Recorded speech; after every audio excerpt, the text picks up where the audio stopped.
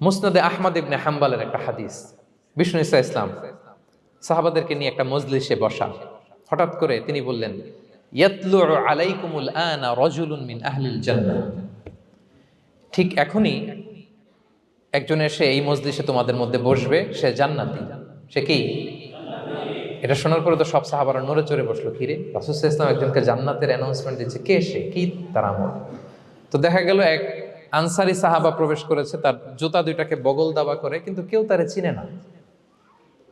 তারা যে এক্সপেকটেশন করছিল যে খুব আল্লাহওয়ালা এমন কেউ আসবে, না, সাধারণ, চিনে না কেউ তাকে।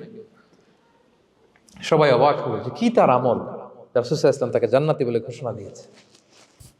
কিছুদিন পরে আবারও আরেক মজলিসে রাসূল সাল্লাল্লাহু আলাইহি ওয়াসাল্লাম বললেন, ইয়াতলু আলাইকুমুল আনা রাজুলুন মিন আহলিল জান্নাহ। এখন একজন লোক আসবে, সে জান্নাতি। সবাই আবার নড়ে চড়ে বসলো, খেয়াল করলো দেখি কে আসে, দেখি কে আসে। দেখলো আবার সেই আনসারি সাহাবী আসলো। সবাই তো অবাক। তার কিছুদিন পরে আরেক মজলিসে রাসূল সাল্লাল্লাহু আলাইহি ওয়াসাল্লাম বললেন, ইয়াতলু আলাইকুমুল আনা রাজুলুন মিন আহলিল জান্নাহ। এক লোক আসবে এখন, সে জান্নাতি।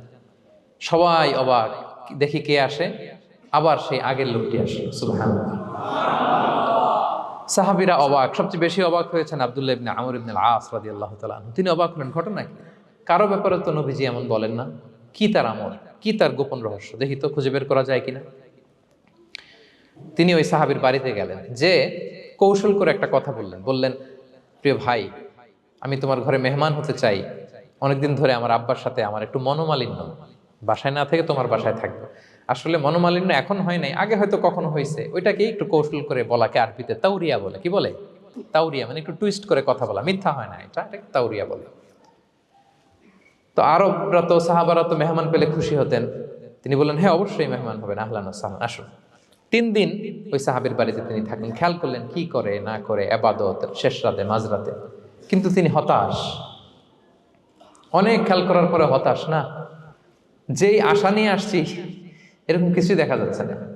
শেষমেশ 3 দিন পরে তিনি খুলেই বললেন যে, ভাই আসলে তেমন কিছু হয় নাই আমার বাবার সাথে, যে কারণে আমি তোমার বাসায় এসেছি। আমি এসেছি তোমাকে ফলো করবার জন্য। ফলো করবার জন্য? কারণ কি?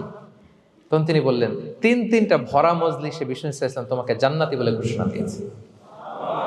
আমি দেখতে চেয়েছি যে তুমি কি আমল করো, কি তোমার এমন আমল যে কারণে তুমি জান্নাতি, একটু দেখার জন্য এসেছি। রাসূল সাল্লাল্লাহু আলাইহি ওয়াসাল্লাম তোমাকে 3 বার জান্নাতি বলে ঘোষণা দিয়েছে, কিন্তু দেখলাম না, তুমি নামাজের সময় নামাজ যাও, শেষ রাতে তাহাজ্জুদ পড়ো, তাও 2-4 রাকাত, কোনোদিন পড়ো কোনোদিন পড়ো না, কোরআন তেলাওয়াত করো, দান সদকা, স্বাভাবিক করো, অস্বাভাবিক কিছু না, আমাদের মতোই, কখনো কখনো আমাদের চেয়েও কম। তো কি তোমার গোপন রহস্য? ওই সাহাবী বলে, আমিও জানি না। কেন যে নবী সাল্লাল্লাহু আলাইহি ওয়াসাল্লাম বলছে আমিও জানি না। তবে তবে তবে একটা ব্যাপার আমি মনে করি, হয়তো এটা আল্লাহর কাছে পছন্দনীয় হতে পারে। এইবার তো আব্দুল্লাহ বলে, ওই তবেটা কি বলবে? সেটা কি? একটা আমল তুমি করো, এটা হয়তো আল্লাহর ভালো লাগতে পারে, সেটা কি আমাকে বলবে? তখন সেই আনসারী সাহাবী বলল যে, আমি প্রতিদিন যখন রাতে বিছানায় ঘুমোতে যাই, আমি ঘুমোতে যাওয়ার আগে সবাইকে ক্ষমা করে তারপর বিছানায় যাই।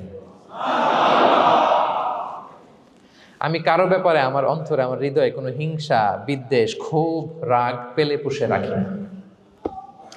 আমি ওই দিনেরটা ওই দিন মিটাই ফেলি। আল্লাহরে বলি, আল্লাহ আজকে আমার যে কষ্ট দিয়েছে, জুলুম করেছে, যার সাথে আমার মনোমালিন্য হয়েছে, কারো ব্যাপারে কোনো কমপ্লেইন, অভিযোগ, রাগ, ক্ষোভ কিংবা হিংসা আমার হৃদয়ে নাই। আল্লাহ আমি সবাইরে মাফ করে দিলাম।